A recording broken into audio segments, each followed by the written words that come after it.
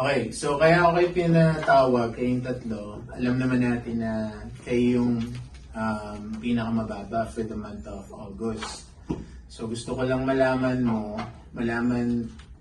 from you guys kung ano yung plano natin para may pasa natin yung score nyo next month. Kasi after this, i-enroll ko na kayo sa PIP.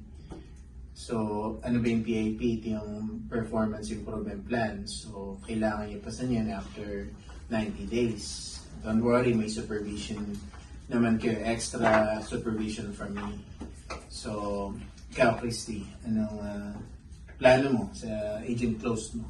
For the agent close, I think I will resolve the issue ng customer on the short time. Okay. Provided the resolutions.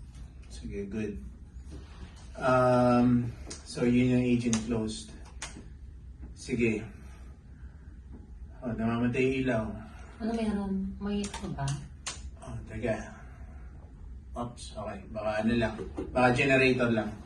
So, agent closed mo. Sige. We'll focus on that. We'll do more coaching. Okay? Ikaw, ano ng plano mo sa ito? Anong